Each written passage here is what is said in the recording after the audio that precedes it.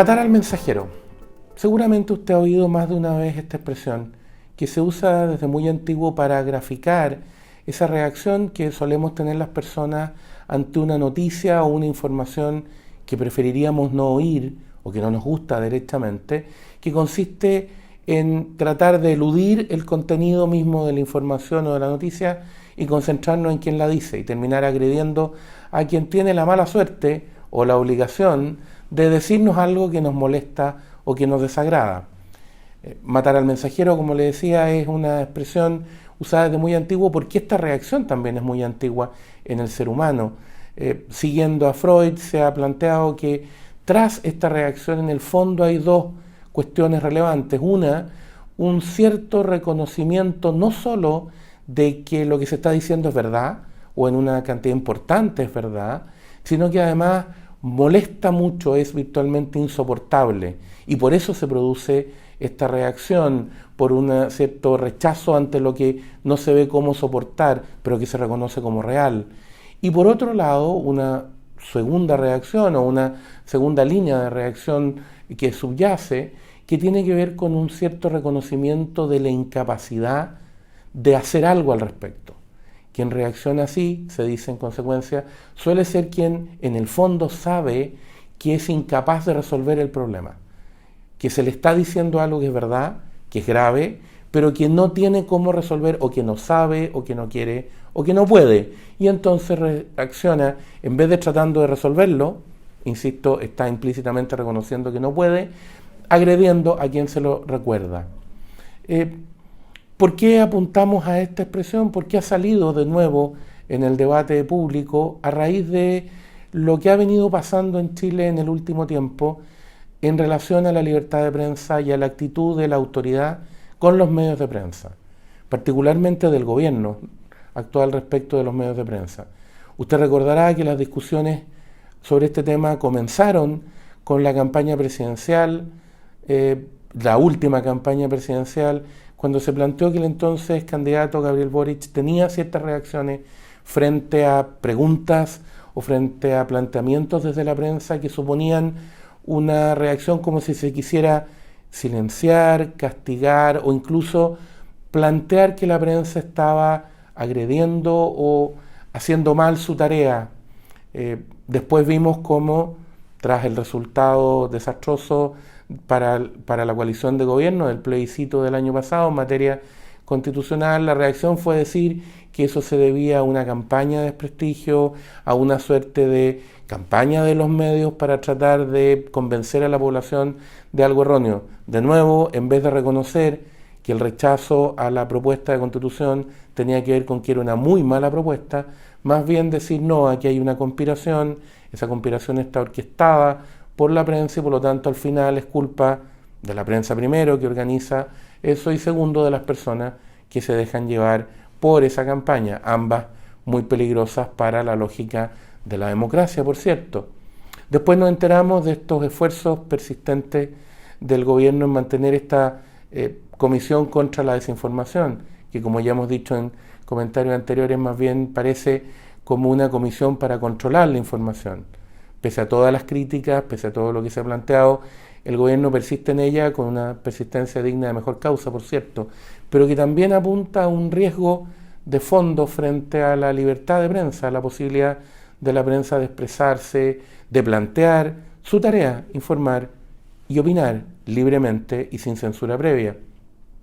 Todo esto, decía, ha vuelto a entrar en el tapete fundamental de la discusión, como se suele decir, a raíz de las expresiones primero del presidente de la República en el reciente encuentro anual de la empresa y luego en una conferencia de prensa, o más bien en un punto de prensa, frente a preguntas que le hace un periodista en particular.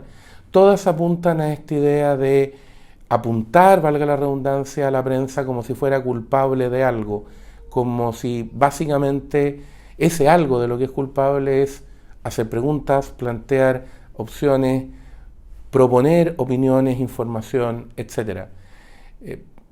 Esta idea de querer controlar la prensa, como decía, también es muy antigua y es muy peligrosa no solo para el sistema democrático, tal como se suele decir, sino para cualquier orden social libre y, en último término, para la libertad de las personas. De usted mía, de todos, porque si alguien es capaz de controlar la prensa y por lo tanto controla efectivamente las informaciones y las opiniones que circulan, termina controlando, por tanto, a partir de lo cual las personas pensamos. Si no hay más información, si solo está la información que se permite estar, si se puede controlar lo que está, entonces se controla a partir de lo cual se piensa y por ende se termina controlando lo que se piensa. Los totalitarismos han dado sucesivas demostraciones durante el siglo XX de cómo se intenta hacer esto precisamente para tratar de intentar que no existan opositores, planteamientos críticos, etc. Por algo, si usted revisa, el lenguaje en esta materia es muy llamativo y decidor. No se habla de opiniones distintas, no se habla de críticas, se habla de disidentes y se habla de personas que deben ser en el extremo reeducadas porque han sido en cierta forma infiltradas por las ideas incorrectas, con un Estado que es el que determina evidentemente qué es lo correcto o incorrecto. Ese es un gran peligro y ese es un peligro contra el cual la sociedad debe estar permanentemente atenta, dejarlo pasar, confiarse en que no es tan grave, es un exabrupto, etc. Ya pasará. Es muy peligroso porque las autoridades tienen, como sabemos, un deber muy especial de controlarse y de comportarse conforme al cargo, no solo conforme a las potestades del cargo, sino conforme a los deberes que supone el cargo. Es cierto, usted y yo podemos pensar en determinadas ocasiones que lo que se publica en determinados medios no nos gusta. Podemos tener opinión respecto de quienes comentan o quienes intervienen, de los periodistas, de los comentaristas, de los críticos, etc. Y podemos actuar en consecuencia, por ejemplo, cambiando el canal de televisión, no comprando ese medio, etc. Eso es una decisión lícita. Lo que no puede hacer la autoridad es transformar ese mismo criterio de lo que me gusta o no me gusta, sea en una campaña pública para tratar de desprestigiar o denostar a algunos medios, o a los medios en general o a algunos en particular, sea en una suerte de amedrentamiento. Los regímenes totalitarios, en particular los regímenes marxistas sobre todo, se suele decir que la expresión de desinformación y el trabajo en torno a las lógicas de desinformación cumplió un rol muy importante dentro de los objetivos planteados por Stalin mientras gobernó la Unión Soviética, pero los regímenes totalitarios en general, decía, han buscado permanentemente hacer esto, plantear primero un desprestigio de la prensa para después poder ir sobre ella ya desprestigiada y pretender controlarla, porque desprestigiada primero, agredida o intimidada después, obviamente va a ser mucho más fácil tratar de controlarla. Hace 50 años más o menos, en el periodo del gobierno de la Unidad Popular, que este año ha sido revisitado desde distintas perspectivas o de distintas ideas, se llevó adelante una campaña muy interesante. Si usted ha leído, se recordará de aquella frase, la papelera no.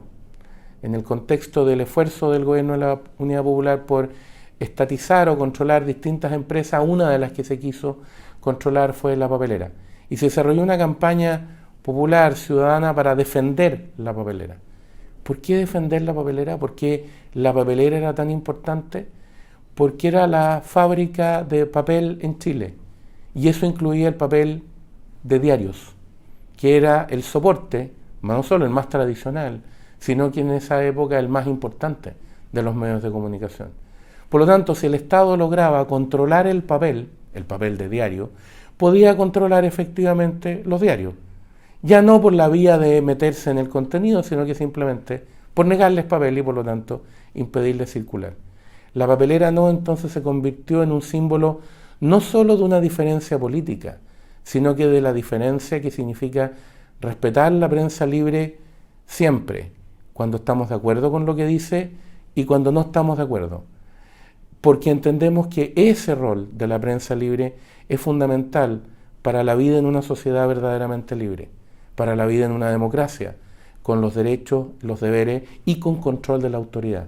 Sin esa prensa libre, el control de los poderes públicos se hace particularmente difícil. Por eso, y aunque los soportes de los medios sean distintos, cabe revisitar y comprometerse de nuevo como sociedad con aquel viejo lema.